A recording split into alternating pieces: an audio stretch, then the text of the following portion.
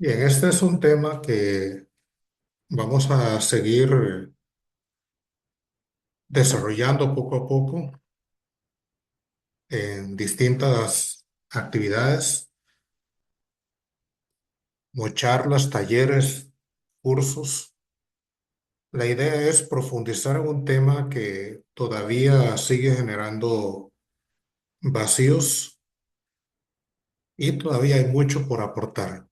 Estamos hablando de eh, prácticamente la evaluación de impacto ambiental y uno de los componentes de la evaluación de impacto ambiental, que tiene que ver con las compensaciones y es el mecanismo de los bancos de hábitat.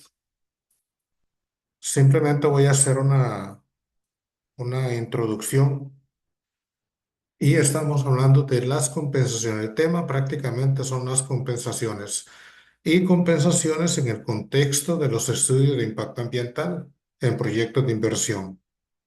Eso es lo que nos toca ahora desarrollar. Si nosotros empezamos con este tema de las compensaciones, pues tenemos que entender un poco más el por qué resultan necesarias las compensaciones y cuáles son eh, o cuál es el marco conceptual que gobierna este tema. El punto de partida son los proyectos de inversión.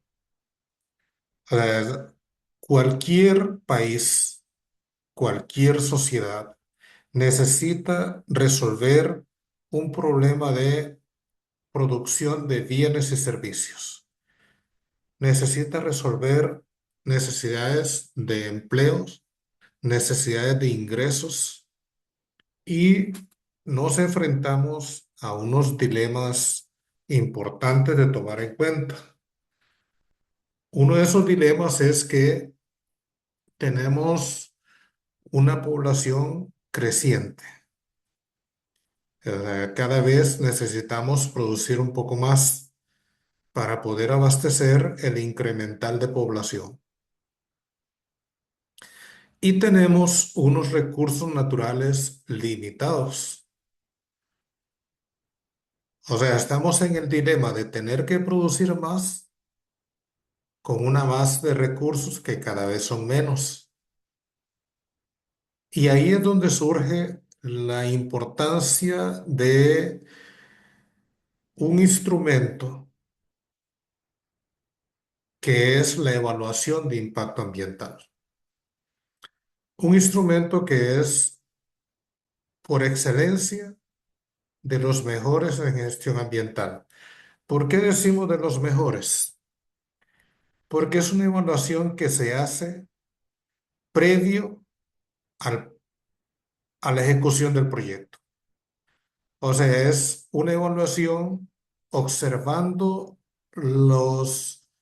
la dinámica que va a tener el proyecto en un territorio X en términos de impactos, principalmente en términos de impactos negativos, que es donde se enfoca la evaluación de impacto ambiental.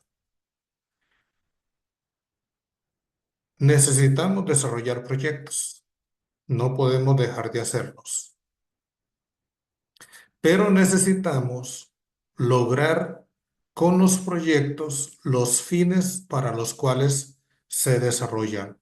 Como política pública, cualquier país está motivado a impulsar iniciativas de inversión en el territorio.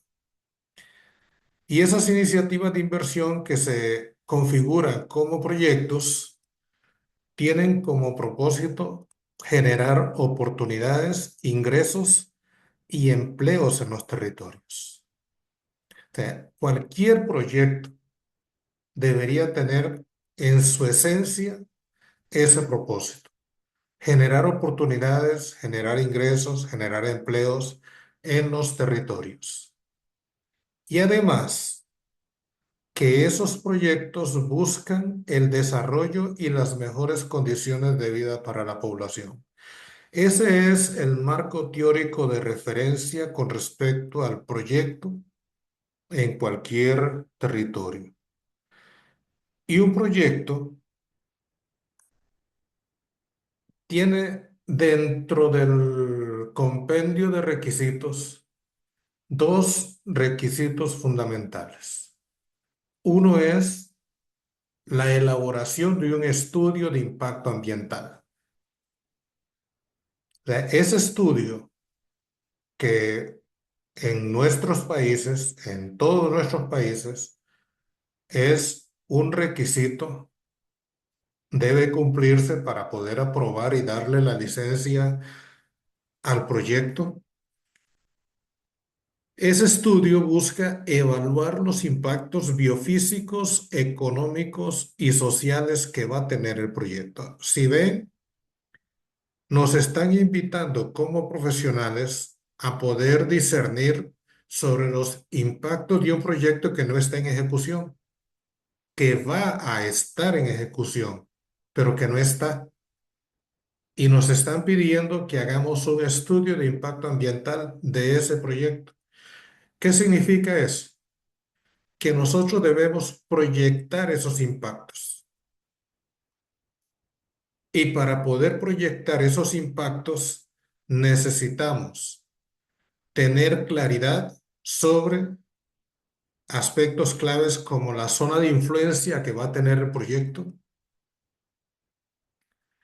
las características de la zona de influencia, las características biofísicas, económicas, sociales, la descripción del proyecto para después establecer la relación entre el proyecto y la zona de influencia. A eso estamos llamados nosotros, a evaluar los impactos biofísicos, económicos y sociales del proyecto. En caso de que el proyecto genere impactos negativos, el desarrollador está obligado a implementar un plan de manejo ambiental. Y ese plan de manejo ambiental tiene como propósito evitar, minimizar, mitigar, reparar y o compensar los impactos negativos del proyecto.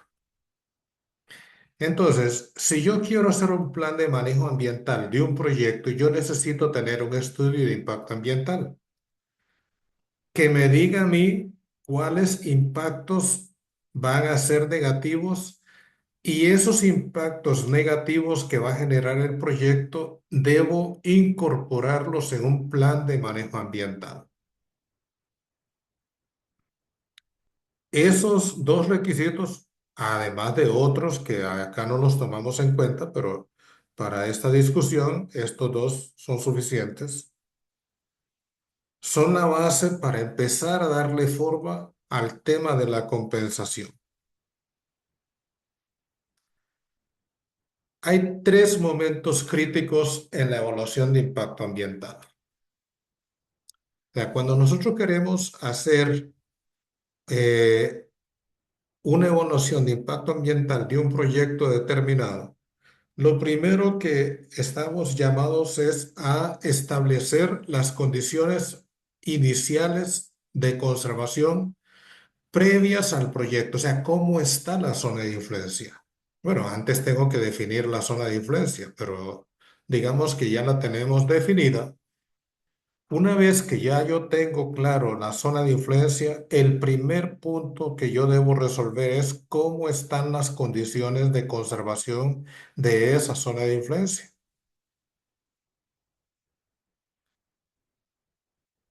La segunda condición o fase crítica es determinar los impactos del proyecto en la zona de influencia.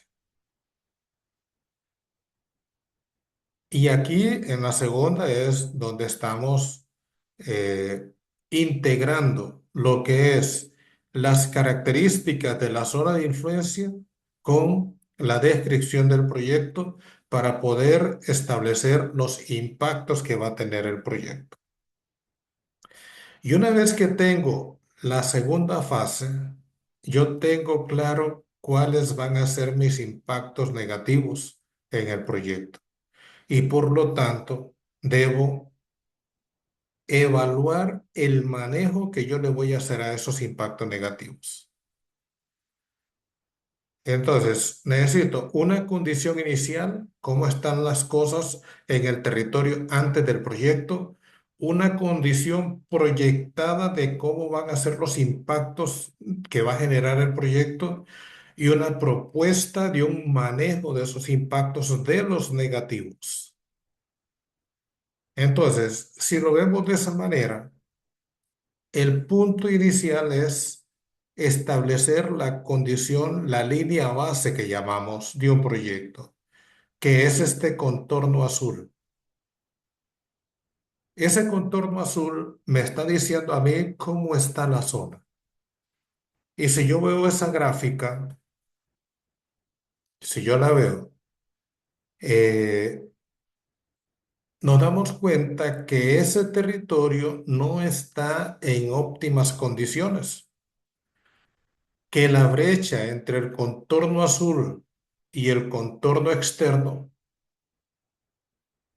es una degradación que ha tenido el territorio a lo largo del tiempo. Pero para el proyecto que interesa, el punto de partida es el contorno azul. Entonces, una vez que yo tengo la línea azul, la siguiente fase es establecer o determinar los impactos del proyecto. Vean que necesitamos un conjunto de indicadores para poder hacer la evaluación. Y ese conjunto de indicadores, una vez que se implementara el proyecto, me lleva a esta condición. El contorno rojo representa la condición final de la zona de influencia una vez que se implementa el proyecto. Por lo tanto, el nivel de impacto que va a generar el proyecto es la diferencia entre el contorno azul y el contorno rojo. Esa es la brecha que va a causar el proyecto y son los impactos que interesan.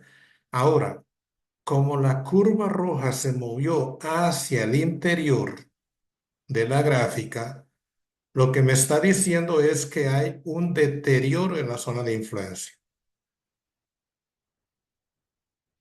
En ese caso, las autoridades le van a pedir al desarrollador una propuesta de cómo va a manejar los impactos de tal manera que la curva roja no se desplace tanto con respecto a la curva azul. Ojalá que no se desplace. Entonces, viene el plan de manejo, que es el abordaje de los impactos para que esta brecha que está entre el contorno azul y el contorno rojo sea lo menos posible. Una vez que se echa a andar el análisis sobre el plan de manejo y si se implementara y se monitorea, deberíamos llegar a una curva como esta, la gris, que está acá. ¿Qué me está diciendo a mí esa curva gris? Que logré resolver el manejo del impacto desde el rojo hasta la curva gris. Esto es resultado del plan de manejo.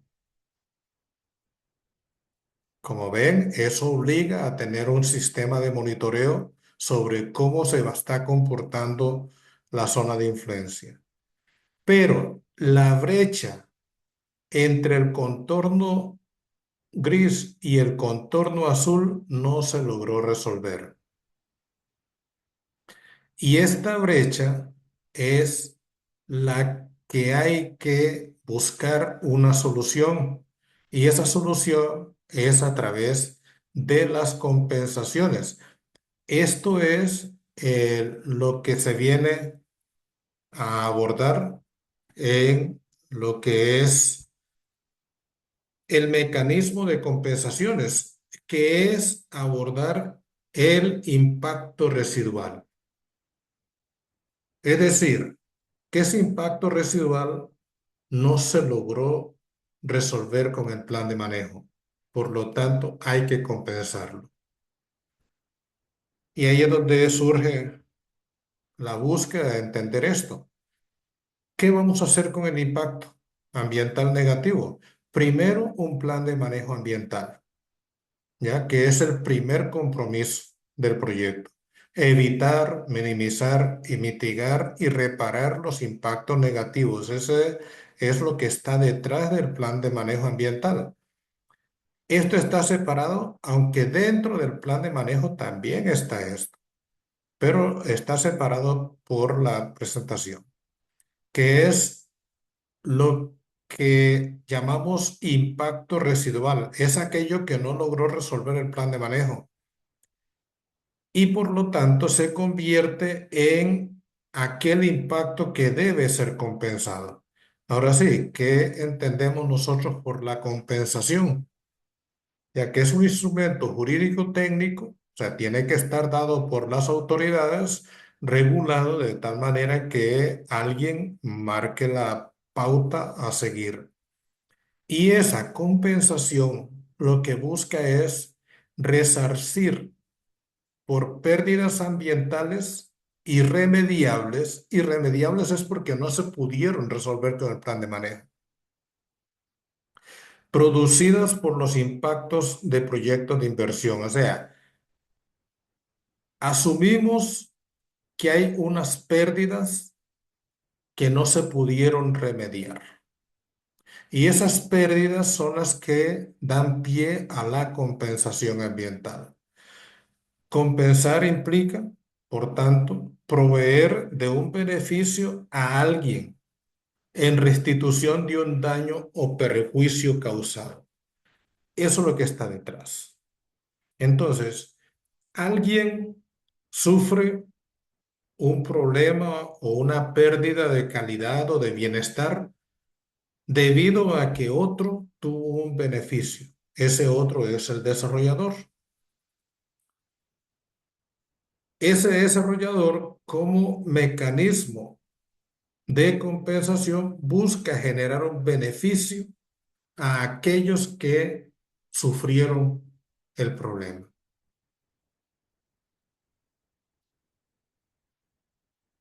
Entonces, la compensación en estudio de impacto ambiental negativo no busca la prevención o corrección del impacto negativo porque es irremediable ya.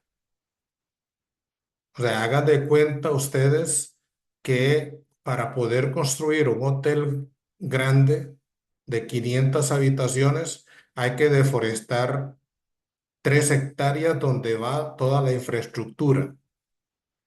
Ok, esas 3 hectáreas ya no van a ser bosque, eso es irremediable ya.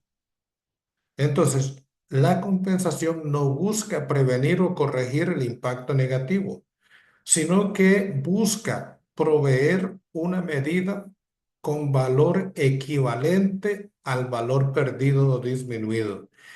Y aquí es donde está el desafío. ¿Cómo nosotros, que no va a ser en este curso, pero sí más adelante, cómo nosotros logramos establecer un valor equivalente al valor perdido? Ese es el punto álgido sobre las compensaciones. La compensación, en esencia, busca satisfacer las necesidades de las generaciones presentes, que son las que van a disfrutar de los bienes y servicios del proyecto. O sea, queremos satisfacer esas necesidades de la generación presente, pero sin comprometer a las generaciones futuras. O sea, ¿cómo logramos eso? Ahí, después de la participación de la compañera, pues vamos a ver cómo se aborda desde los bancos de hábitat, que no es el único mecanismo. Entonces, la importancia de aplicar la compensación ambiental es que permite garantizar el mantenimiento de la biodiversidad y la funcionalidad de los ecosistemas. Si nosotros queremos aspirar a un desarrollo de largo plazo, necesitamos que la biodiversidad y la funcionalidad de los ecosistemas sigan proveyendo de servicios ambientales a la sociedad en el largo plazo.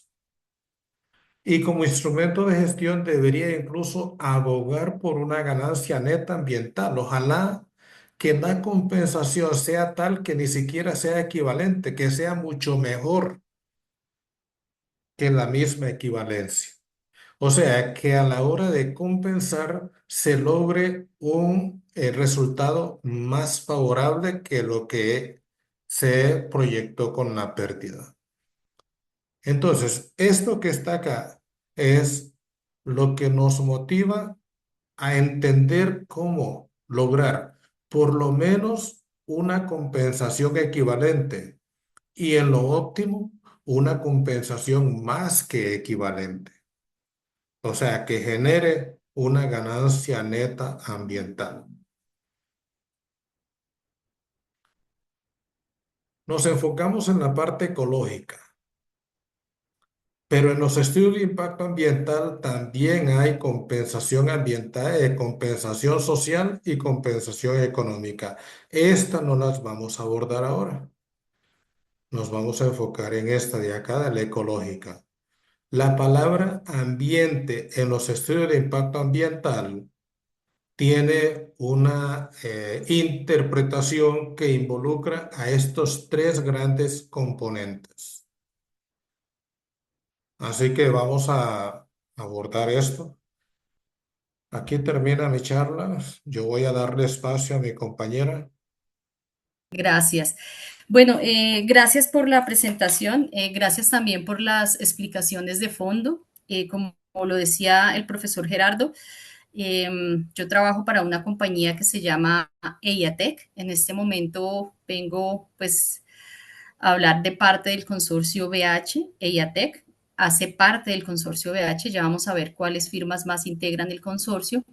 Y nosotros desde hace un par de años, desde el 2021, venimos trabajando aquí en Colombia el tema de bancos de hábitat como mecanismos para la ejecución o la implementación de compensaciones bióticas, como ya lo explicaba el profesor Gerardo. Digamos, en los estudios de impacto ambiental y en los planes de manejo tenemos impactos en lo social, en lo económico, en lo físico, y específicamente para Colombia tenemos un manual de compensación para el componente biótico. Los bancos de hábitat son una estrategia para compensaciones de tipo biótica, aunque pues también redundan en unos beneficios, por supuesto, integrales del ecosistema, también sociales e incluso económicos, que ahorita vamos a detallar un poquito mejor. Ya lo decía Gerardo, yo soy directora de proyectos de formación, no soy ingeniera forestal, especialista en estudios del territorio y ya finalizando, si logro cumplir los requisitos de grado, mi maestría en gobernanza de áreas protegidas y gestión del recurso biológico.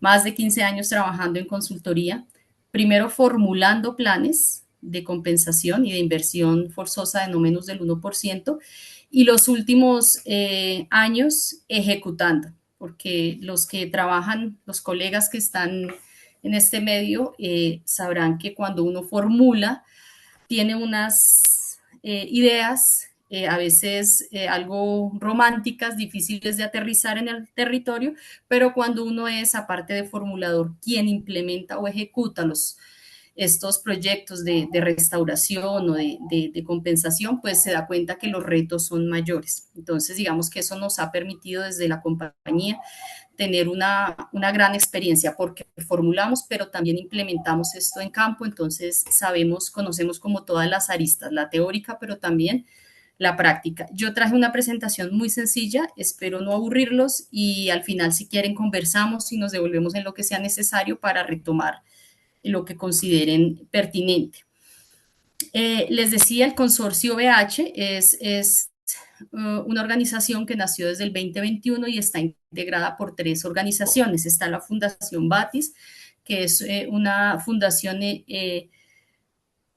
del Magdalena principalmente, con experiencia en ecosistemas marino costeros. Está EIATEC, que es la empresa para la cual yo trabajo, empresa de consultoría colombiana con más de 22 años de experiencia en Colombia. Y por supuesto tenemos la asesoría del Instituto de Políticas para la Sostenibilidad, que los aquí presentes conocen, que es liderada por el profesor Gerardo Barrantes. El IPS aporta en los temas conceptuales de estructurar este mecanismo en temas financieros. Entonces, ahí más adelante vamos a conversar particularmente, si gustan, sobre esos temas con él. Yo traigo más, es la parte técnica de la implementación. ¿Qué son los bancos de hábitat? Ya lo decía el profesor Gerardo, son una estrategia o es un mecanismo para compensaciones bióticas.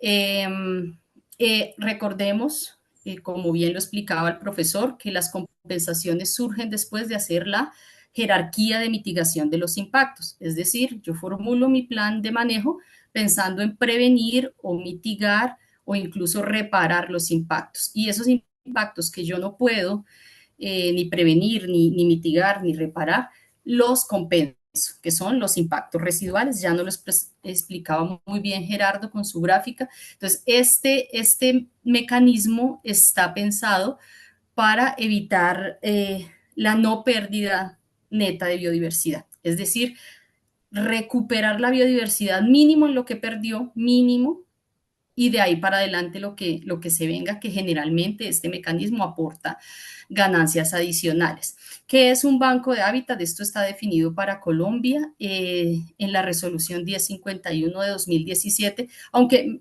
también había sido mencionado desde el manual de compensación del 2012 aquí en Colombia, pero digamos que quedó formalizado perdón, en la normatividad en esta resolución a partir del 2017. Son áreas donde es posible realizar esas acciones de preservación, de recuperación o de uso sostenible para la conservación de la biodiversidad, es decir, para la compensación. Y hay algo muy importante que es que son compensaciones a largo plazo. Estamos hablando de 25 proyectos de conservación de 25 a 30 años. No es otra cosa que un área físicamente, una finca, un espacio que se define, ¿sí? ¿Cómo se representa? El Banco de Hábitat tiene, digamos, tres actores importantísimos. Por un lado está el dueño de la tierra, que puede ser una comunidad o que puede ser un particular, un determinado campesino o una comunidad, que pone a disposición su área, su predio, y un estructurador del banco, el estructurador del banco es el responsable de registrarlo ante la Dirección de Bosques y Servicios Ecosistémicos del Ministerio de Ambiente aquí en Colombia y es quien se encarga de ejecutar las acciones dentro de ese banco de hábitat para la recuperación. Hay un tercer actor que son las empresas que tienen la obligación de conservar. Ellos, bajo un mecanismo que es la compra de unos cupos de conservación, aportan económicamente o financieramente a las actividades que se desarrollan dentro del banco. Algo importantísimo de este mecanismo es que es de los primeros que le reconoce un incentivo de conservación a los propietarios. Esto es muy importante porque motiva a las comunidades o a los propietarios a disponer a áreas para este tipo de proyectos. Ahorita vemos un poco más estas características de los bancos. Para Colombia, esta fue una consulta que se hizo ahorita en marzo de este año, ahí está información, ahí está la fuente de donde se tomaron estos datos. A abril del año pasado, en total, habían 19 bancos de hábitat. Fíjense que aunque es una resolución que en el país, porque esto tiene antecedentes en todo el mundo, pero digamos que para Colombia llegó a partir del 2017, es un mecanismo relativamente nuevo, porque pasada la pandemia, a partir del 2021 es cuando se empiezan a registrar, siendo año 2022 el año en que más bancos se registraron. Hay bancos de todos los tamaños, bancos de hábitat. Hay desde el más pequeño que tiene 11,32 hectáreas, queda en Valledupar, hasta uno que tiene 1.564 hectáreas, que queda en Mapiripán Meta. Aquí en la figura está la distribución. Terrazos es la compañía colombiana que más bancos de hábitat tiene registrados. El departamento que más bancos tiene es el departamento del Meta, con 5 bancos, y Tolima con 3 bancos. Pues no en vano, son sitios que para Colombia han sido de altísima incidencia, sobre todo en la industria petrolera. Entonces, digamos que las necesidades de compensación en estos departamentos es mayor y por eso pues hay mayor demanda de este mecanismo. ¿Listo? Eh,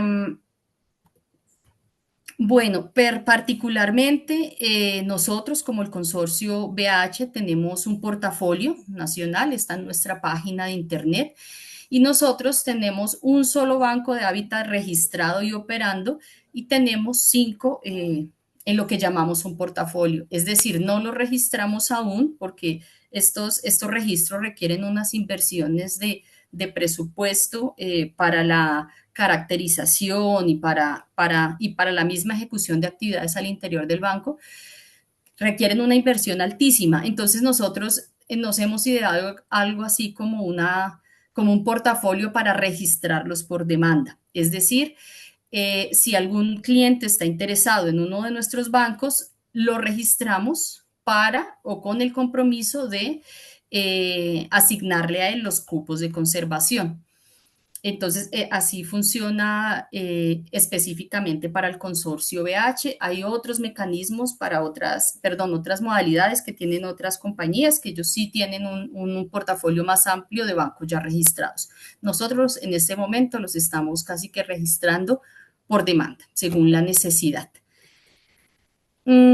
Algunas ventajas de esta compensación con este mecanismo de bancos de hábitat.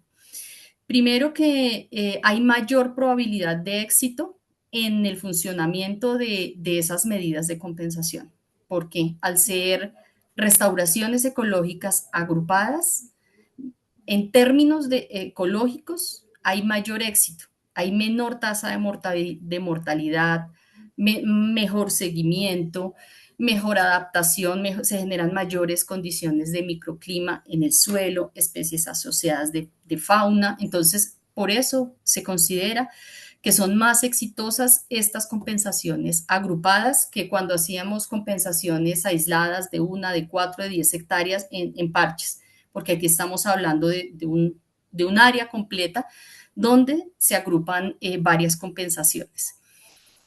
Hay una reducción también en el tema de costos transaccionales. Al estar agrupadas, también se reduce el tema de costos en lo que tiene que ver con logísticas y cosas administrativas y bueno, temas de economía de escala y que hacen que al ser por mayor la restauración acá, resulte a la larga más económica. Hay mayores ganancias ambientales, como les digo, por estar agrupadas. Existen unas garantías jurídicas, técnicas y financieras que permiten lograr las compensaciones en un menor tiempo y con el cierre de las obligaciones. Para los que trabajan en este medio, saben que muchas veces las compañías ejecutan sus planes de compensación en sitios aislados, las compensaciones tradicionales que podían ser, por ejemplo, una reforestación en determinadas hectáreas en predios privados y que a la larga, por la misma demora a veces de las instituciones, a veces de los procedimientos internos de las compañías, hacían que no se hiciera la ejecución. Se formulaba el plan proponiendo una finca y pasados 2 o 3 años no se había logrado implementar, repito, por demoras de pronto en la autoridad, pero también por demoras internas de la compañía. Y cuando se iba a ejecutar, había pasado un tiempo y ya el propietario del predio decía, yo ya le metí ganado, ya sembré, o a veces fallecían, los hijos ya no querían, bueno, y se pasan los años y las empresas no podían concretar esas compensaciones. Aquí, cuando nosotros registramos un banco, ya hay un contrato de usufructo firmado entre el propietario de la tierra y el gestor del banco, que le da pues una garantía jurídica pues, a la permanencia de esta compensación. Entonces, eso hace que sean compensaciones que pueden garantizarse en términos técnicos y financieros también, que hay un cumplimiento, que se cierra una obligación. Ya lo veíamos, hay oportunidades de ingreso para los dueños de la tierra, porque hay un porcentaje que va para como incentivo de conservación al propietario. Hay un pajarito se estrelló en la ventana. Y hay algo muy importante y es que estamos hablando de un negocio entre privados basado en el principio de pago por desempeño. Ya lo vamos a ver más adelante qué significa este pago por desempeño y no es otra cosa que se establecen unos hitos en el contrato con las empresas que tienen la obligación de compensar y a medida que se va avanzando en la ejecución de esto se va generando este pago. Todo esto pues redunda en un mecanismo confiable, seguro y que últimamente en los últimos años ha cobrado mucha fuerza aquí en Colombia. Este es nuestro banco, el que tenemos actualmente registrado. Se llama Banco de Hábitat Serranía de Perijá, Montes de Oca. Está ubicado en el municipio de Barrancas, al sur del departamento de La Guajira. Aquí por la escala del mapa no se ve mucho. En verde está el sonobioma, digamos, de nuestro interés, que es el sonobioma alternohídrico tropical Perijá Montes de Oca. Quiere decir esto que los proyectos que tienen incidencia, impactos en este tipo de biomas podrían desarrollar acciones de compensación con nuestros cupos, ubicado en la subzona hidrográfica del río Ranchería. Esto es Arroyo Tabaco, que es afluente del Ranchería. ¿Cómo funciona el banco? Específicamente, este es el banco pues nuestro, Perijá Montes de Oca. Se registraron ante la Dirección de Bosques 169 hectáreas. Recordemos que en los bancos de hábitat, un cupo de conservación equivale a una hectárea, 1:1. Entonces, si la empresa tiene necesidad de compensar 50 hectáreas, debe adquirir 50 cupos de conservación. Los cupos de conservación aquí lo vemos como un ejemplo práctico, digamos una grilla, cada cuadrito de estos es una hectárea, un cupo. Nosotros registramos 169 ante la Dirección de Bosques, aunque la finca es más grande, la finca son de 200 algo hectáreas. El propietario destinó 169 de hectáreas a este uso. Tenemos esta colita de 69, el punto 69 lo dejamos acá en algo que llamamos áreas de soporte o de servicio. Ahí tenemos un espacio destinado para los viveros, los parqueaderos, un centro pues de operaciones cuando vamos ahí. Digamos que son las instalaciones necesarias para coordinar las actividades al interior del banco. Hay 51 cupos reservados, le llamamos cupos reservados a cupos que tenemos comprometidos para el cumplimiento de alguna evaluación, pero no están asignados hasta tanto la Autoridad Nacional de Licencias Ambientales apruebe la compensación, en este caso, dentro de nuestro banco. Para los que no son de Colombia, una claridad, los bancos de hábitat los regula la Dirección de Bosques y Servicios Ecosistémicos del Ministerio de Medio Ambiente, pero nosotros tenemos una Autoridad Nacional de Licencias Ambientales que también pertenece al Sistema Nacional Ambiental, que es la que otorga los permisos. Entonces, si bien los bancos los registramos con la Dirección de Bosques, es la autoridad la que otorga los permisos, la que aprueba o no la compensación acá. Yo puedo registrar mi banco, pero el proyecto debe, por cada expediente, por cada obligación o licencia ambiental, pedirle a la autoridad nacional la autorización, valga la redundancia, de compensar en este banco. Aquí hay dos obligaciones, por ejemplo. Los cuadritos moraditos que corresponden a una compensación y los amarillitos tienen que ver con una inversión forzosa de no menos del 1% por uso de agua de fuentes naturales. Entonces, aquí tenemos estos espacios o estos cupos, estas áreas del bosque están reservadas hasta que la autoridad nacional acepte que la empresa cumple con esta compensación. Digamos que el ecosistema es equivalente al intervenido y etcétera. Una vez se apruebe, podemos hablar de que ahí los cupos son asignados. ¿Cuándo son retirados? Cuando la empresa, porque estas obligaciones, recordemos que dijimos que es un mecanismo a largo plazo, 25 a 30 años. No quiere decir que las empresas adquieren una obligación por 30 años. La obligación de la empresa va a durar lo mismo que normalmente dura entre 3 a 5 años. Pero estos cupos son inadjudicables dos veces.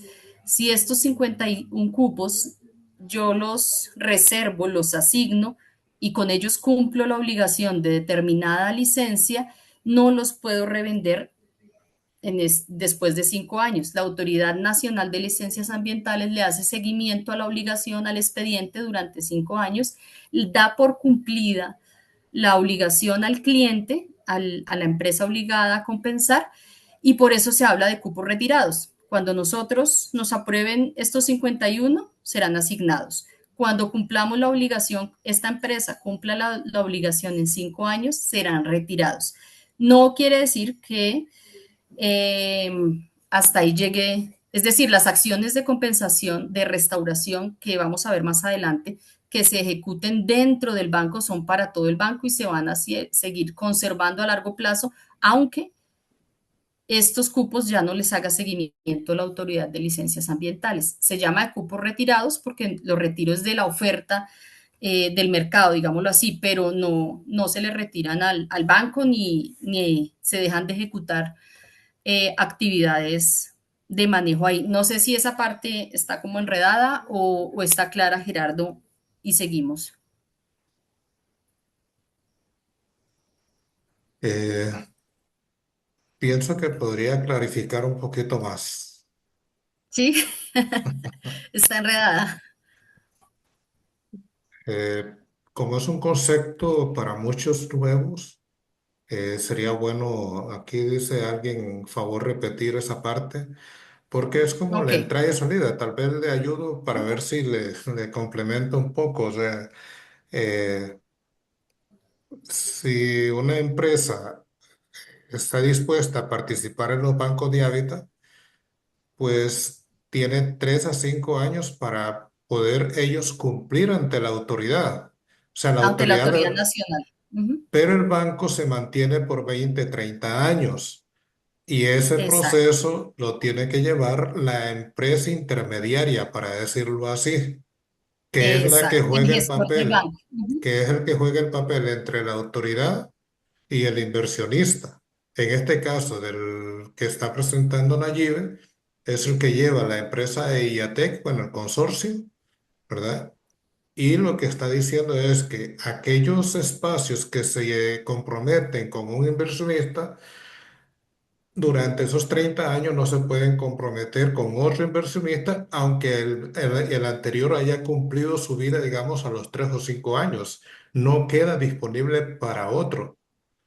Porque Exactamente. ya el Ujú. inversionista que los asumió pagó por 30 años o por 20 años el mantenimiento de ese banco de hábitat.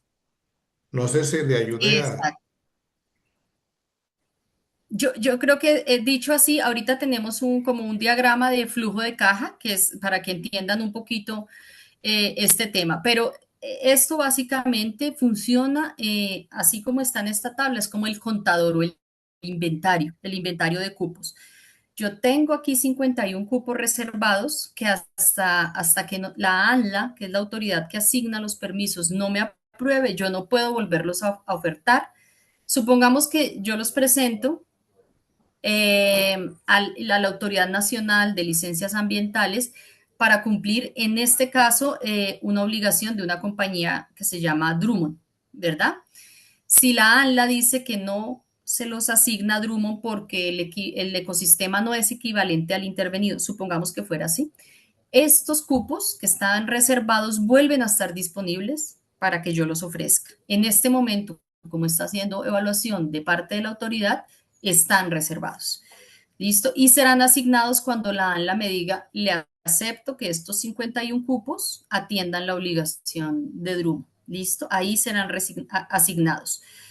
Cuando Drummond termine la obligación con la ANLA, serán cupos retirados del mercado, pero siguen siendo cupos vigentes dentro del banco y la dirección de bosques me le hace seguimiento a todo el banco, a estas 169 hectáreas. Ahorita en el cuadrito de flujo de caja de pronto lo entendemos mejor. Esto es solo algo del registro fotográfico de lo que hemos encontrado nosotros allá en el Banco de Hábitat, de especies muy importantes para la región, que están en algunas categorías de amenaza. Hay algo importante y es que no toda la finca, el predio se llama Las Delicias, no todo el predio el propietario lo quiso poner como banco, sino apenas 169 hectáreas. En la otra parte, él sigue desarrollando su actividad económica, pero aunque no todo el predio es banco, sí hay un compromiso y los propietarios se vuelven eh, partícipes de estos procesos investigativos. Aquí está, él es el señor Jorge, él es el propietario del pedazo que no, bueno, en realidad toda la finca, en este tipo de contratos, lo que se hace es un contrato de usufructo, la propiedad sigue siendo de la familia. No, nosotros no adquirimos la tierra, sino se les paga a ellos un incentivo por el pedazo que dejaron como banco.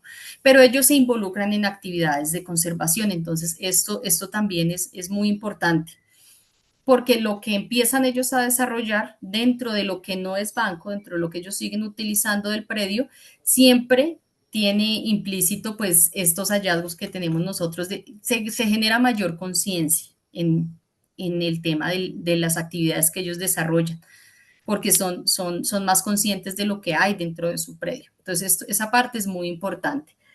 Este es el proceso con los propietarios, digamos, cómo hacemos con, cuál es la ruta para cuando un propietario o una comunidad quiere postular un predio.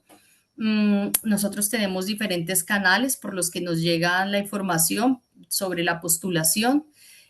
Nos dan una información general de dónde está ubicada la coordenadas de dónde está la finca. Nosotros hacemos una evaluación potencial. En esa evaluación potencial nosotros vemos, aparte de algunas características generales de acceso, de ubicación, vemos también en qué bioma, en qué subzona hidrográfica se encuentra ubicada esta finca para saber si hay alta o posible demanda por parte de proyectos de inversión en ese sitio. Hacemos esa evaluación de potencial, digamos que si el predio es apto por varias características, hacemos una evaluación de viabilidad ambiental.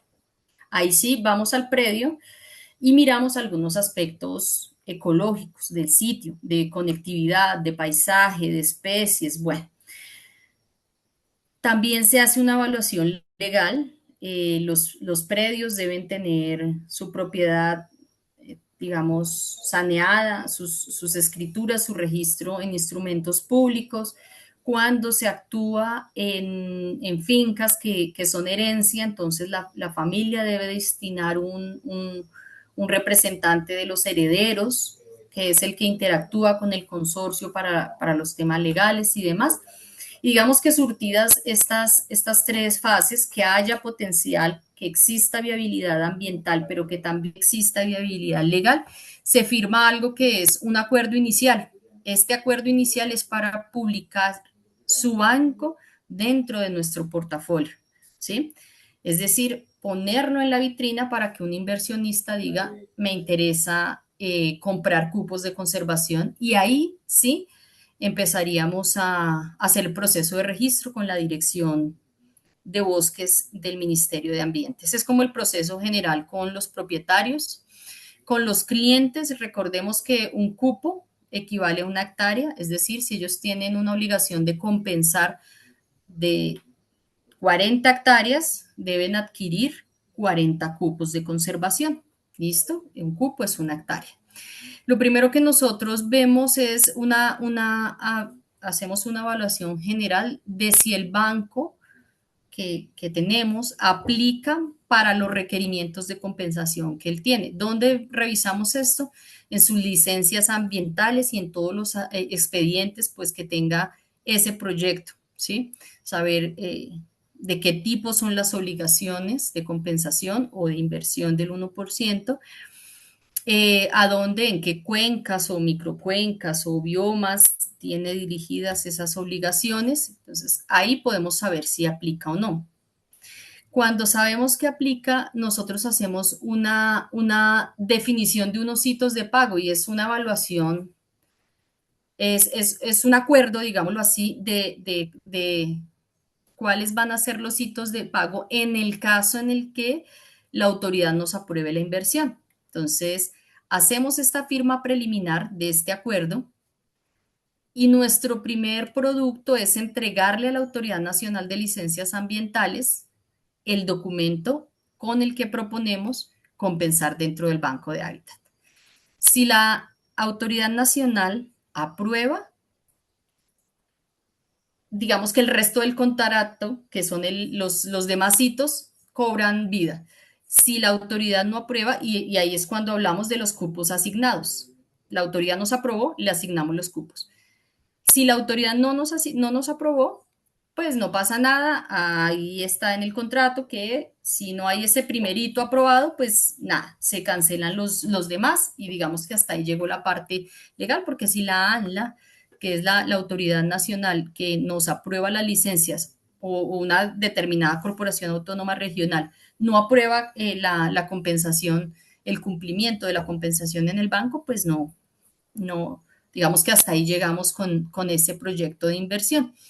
Cuando se aprueba, pues se inicia el reporte de cumplimiento. ¿Listo? En el caso de que sí son aprobados, se asignan y se les hace un reporte de cumplimiento y pues se generan delito 2 en adelante. Es decir, ya aprobé y el resto de hitos irán asociados a la ejecución o al avance de las medidas de seguimiento.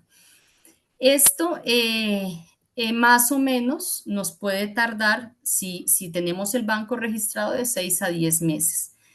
Si el cliente quiere compensar dentro de un banco que no está registrado, pero sí está en nuestro portafolio, el tiempo estimado es de 12 a 6 meses, porque hay un tiempo de 8 meses el que vamos a destinar a hacer el proceso de registro, más o menos de 6 a 8 meses y ponemos esa ventana de tiempo porque la evaluación la hace la dirección de bosques y pues, digamos, ahí no tenemos con nosotros control aunque está saliendo últimamente, digamos, evaluaciones muy rápidas, pues preferimos manejar como un margen amplio para no generar expectativas.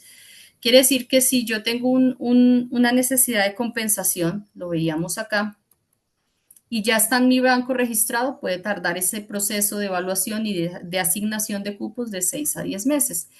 Pero si es un banco que aún no está registrado, puede tardar de 1 a año y medio. Listo, ese es el proceso general. Estos son los hitos de pago. Les decía, el primer hito es elaborar el plan de compensación o de inversión forzosa de no menos del 1% para presentarlo a la autoridad ambiental competente, sea la Autoridad Nacional de Licencias Ambientales o sea una corporación autónoma regional, o sea, quien haya dado el permiso, será la que apruebe la compensación dentro del banco. Si ese plan es aprobado, se paga un segundo hito y si no, de ahí para adelante, pues no pasa nada. Pero si es aprobado, pues se paga un hito, por un avance se paga el otro. Bueno, esto es lo que se llama hitos por desempeño. Estos hitos se concertan con los clientes, normalmente se revisan las obligaciones que ellos tienen en sus licencias y se concertan. Son contratos que pueden durar lo que dura la obligación de 3 a 5 años. ¿sí? Aunque el seguimiento, vuelvo y repito, es a largo plazo y lo hace el Ministerio de Ambiente y Desarrollo Sostenible, ya será el responsable, será el consorcio BH el responsable de continuar las acciones durante los 25 o 30 años. La compañía cumple en 3 o en 5 años, dependiendo cómo esté la obligación de ellos. Miremoslo acá para que sea un poquito más claro. Digamos que si la entrada de recursos está aquí señalada en unos porcentajes, en determinadas acciones, y esa entrada de recursos se hace en estos primeros 5 años que hagamos la negociación. Esto va a un encargo fiduciario, esto es una plata que se guarda en un encargo fiduciario y que aunque entra, porque fíjense que todos los ingresos están en los primeros 5 años, la salida empieza a distribuirse a lo largo del tiempo. Dentro de esta salida siempre va a estar el pago del incentivo al propietario y el mantenimiento propio de la plantación o de las diferentes estrategias de restauración que haya. No necesariamente tiene que ser todo plantación, ahí dependiendo de las condiciones del sitio, van a haber unas acciones diferenciadas.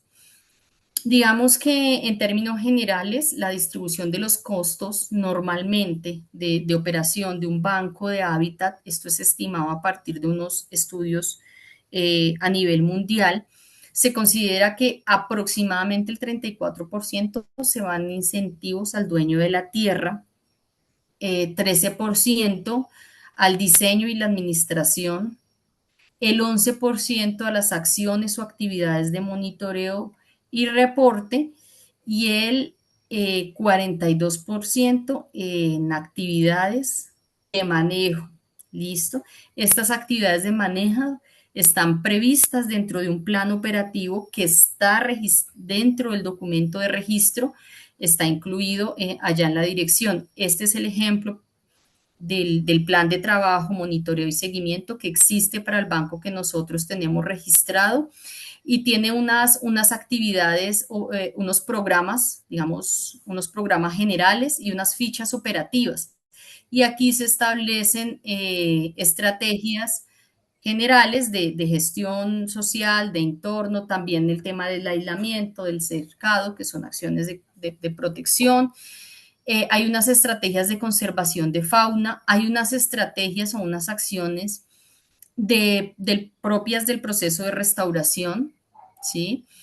Hay actividades operativas de control y seguimiento, hay también manejo, seguimiento y manejo a factores tensionantes que pueda tener este banco. Hay unas actividades de monitoreo y una medición en el estado de conservación. Como lo decíamos, como lo presentaba en su gráfica Gerardo, aquí también en el momento de registro se hizo una caracterización y se hizo una medición de unos aspectos generales del banco en cuanto a flora, fauna, agua, suelo. Esos indicadores con los que yo medí o caractericé mi banco, cuando ejecute mis acciones de restauración, y les haga el respectivo monitoreo, el respectivo seguimiento y la evaluación del estado, debería mostrarme el incremento en ganancia, sobre todo de biodiversidad, pero también hay otros que se esperan ganancia en microclima, si uno lo mira así, en agua. Bueno, ahí están los indicadores en los que espera uno ganancia con el seguimiento que se hace al estado de conservación del banco. Estas acciones están dispuestas para todo el banco, listo, para todo el banco, no solo para las 50 hectáreas que yo pueda tener comercializadas, sino para todo el banco. Por eso les decía, aún suponiendo que la empresa cumpla su obligación en 5 años, las acciones de monitoreo y demás, de aislado, van a estar durante todo el tiempo, de vigilancia, de control de tensionantes van a estar durante todo el tiempo. No sé si hasta ahí tuviéramos alguna, algún comentario